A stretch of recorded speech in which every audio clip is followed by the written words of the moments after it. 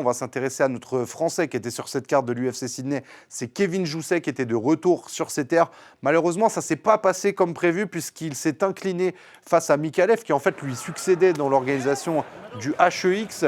C'était le nouveau champion, celui qui a pris la ceinture que détenait Kevin Jousset avant l'UFC. Et regardez bien finalement parce que c'est très... En fait, le combat va beaucoup ressembler à ça. C'est pour ça qu'on a noté, Jousset encore des détails à régler, c'est qu'on a eu techniquement un Mikalev qui était au-dessus debout. On n'a pas réussi à trouver... on n'est pas allé au sol pour Kevin, on n'a pas réussi à amener le combat au sol là où il peut être très percutant. Il y a eu ce knockdown sur le high kick. Et on n'a jamais trouvé la solution au fur et à mesure du combat. Alors c'est un peu un bilan mitigé pour Kevin Jousset parce que c'est une victoire sur soumission pour ses débuts, une victoire par décision bien faite avec beaucoup de striking. Derrière, c'est une défaite par KO à l'UFC Paris et cette défaite sur décision unanime où il prend un round d'après les juges. On ne sait pas trop ce qui va se passer, mais on a l'impression qu'il manque encore quelque chose dans la panoplie de Kevin. On va regarder une deuxième vidéo et vous pourrez réagir là-dessus parce qu'il y a une des clés du combat, c'est qu'on était dans ces fameux duels gaucher contre droitier. Et très souvent, il faut surpasser le pied d'appui de son adversaire pour bien frapper. Et là, on le voit avec Mikalev, mais on n'a pas réussi à faire la même chose du côté de Jousset. Je ne sais pas si tu vois ça, Mehdi. Bah, je vois tellement de quoi tu parles parce que c'est une des batailles, en tout cas, sur la partie striking, quand tu es en droitier contre gaucher ou gaucher contre droitier. C'est cette bataille du pied à l'extérieur. Et j'en parlais beaucoup avec un pote. On a des longs débats avec Pico. On a eu des longs débats sur cette histoire de pied à l'extérieur. Et aujourd'hui, tu regardes les déplacements de Mikalev. Bah, tu sens qu'il a préparé son combat et qu'il n'a pas laissé la place à ce détail-là, en tout cas.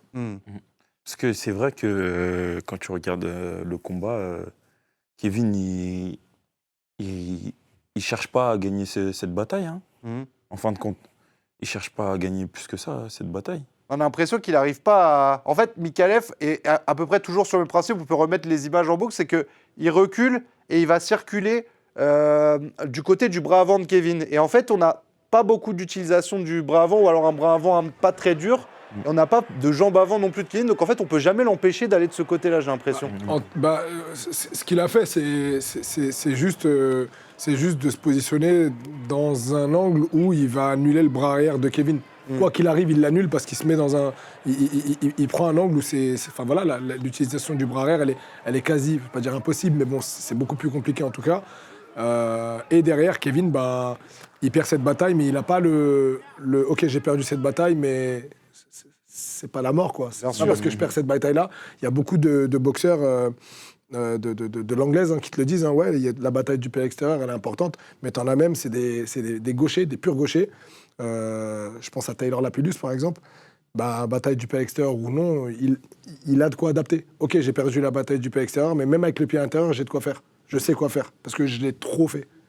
On a trop voulu m'avoir sur cette bataille du pied extérieur, mais si c'était la clé du combat contre les gauchers, enfin d'un gaucher contre un droitier, ça se saurait. Non, il y a des ajustements, il y a pas que ça. Là, pour le coup, on se dit il faut des détails à régler sur le combat debout, dans l'appréciation du combat debout pour Kevin, parce que les gens vont se dire tout de suite, oui, mais Kevin, c'est un judoka, fallait l'amener au sol. Ça se voit dans l'attitude que Mikalev, il attend que ça, non? Il est pile à la distance pour voir venir et finalement ne pas te laisser t'approcher. C'est ça, et surtout dans le choix des armes qu'il utilise, il est sur une gestion de distance où il touche que de loin. Et le middle, je ne sais pas si vous voyez à chaque fois qu'il l'envoyait, c'était pas un middle pour faire joli, c'est middle pleine balle. Pleine balle, 100%. C'est-à-dire que si tu le saisis, tu vas avoir mal. Si tu ne le saisis pas, tu vas avoir mal. Si tu le bloques, tu vas avoir mal. Quoi qu'il arrive, il va y avoir des dégâts, tu vois. Ouais. Donc il a fait le combat qu'il fallait pour battre Kevin, en fait, tout simplement. Et pour le coup, on avait présenté le portrait de Mikalev. C'est vrai que c'est aussi pour le coup, c'est un prospect à suivre parce que c'était ses débuts à l'UFC. Kevin Jousset, c'est un combattant qui était à son 4e combat à l'UFC. On espère qu'il va re-signer à l'UFC d'ailleurs et qu'on va pouvoir continuer à le suivre chez moins de 77 kg parce que le bilan, il est parfaitement équilibré pour lui. C'est dans les deux sens.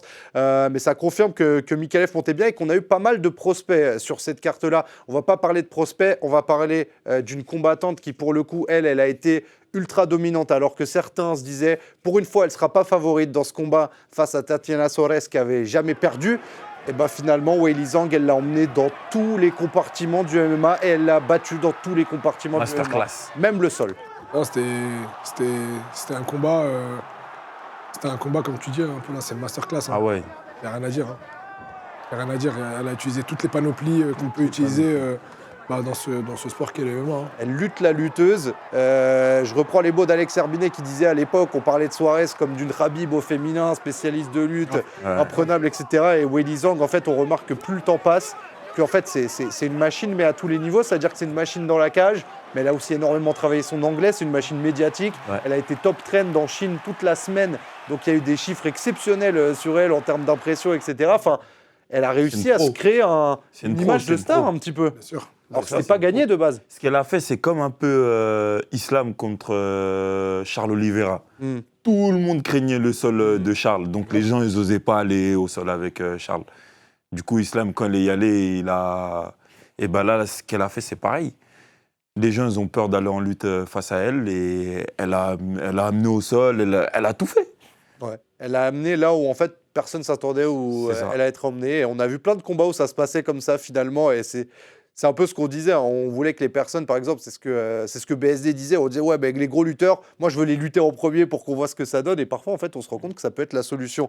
On reprend Weili Zhang parce que ça peut être une mauvaise nouvelle pour l'heure. On n'espère pas. Mais vu ce qui se dit en conférence de presse, elle pourrait être en position de griller la priorité à Manon Fiorot parce qu'elle pourrait avoir un combat pour une double ceinture donc face à Valentina Shevchenko. On est parmi les deux combattantes emblématiques de l'UFC. Donc c'est vrai que Dana White, quand on lui propose un combat comme celui-là, forcément, et kiffe, on regarde ça. Ouais. Yeah, we're really looking forward to this fight. Weili versus Valentina. Do you think this will happen? It's a possibility. It's a possibility. Bon, un petit peu la langue de bois, hein, Dana White, c'est une possibilité. C'est toujours la même chose. Tu te doutes bien que si le journaliste y a pensé, c'est que Dana, il l'avait déjà potentiellement dans ses calculs. Maintenant, c'est un peu emmerdant pour Manon. C'est un peu pour le coup. Tu te dis, en fait, ça va être quand Qu'est-ce qu'il faut faire? En fait, il faut faire quoi, en fait? Tu vois, on veut ce combat. Ouais. Et c'est pas juste on le veut, c'est qu'elle le mérite, tu vois. Elle le mérite, elle performe. Tu te dis, c'est quoi? C'est la foi? C'est quoi, en fait? Et Manon, vraiment, elle a vraiment liquidé et éliminé vraiment tout le roster, vraiment. Oui, à chaque fois. Donc, du coup, franchement, ça va être... Ce sera vraiment compliqué de ne pas lui donner le titre.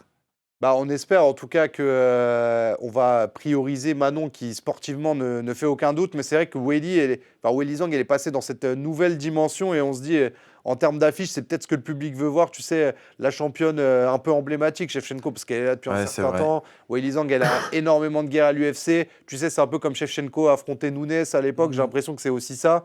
Mais ouais, comme tu l'as dit, en fait, il reste quoi en fait pour Manon Fiorot derrière? Il reste plus rien. Qui a rempli toutes les cases. Elle a vraiment éliminé. Mais en fait, je crois que les gens ne se rendent pas compte aussi de Manon. Ils se rendent vraiment surtout pas compte de son niveau.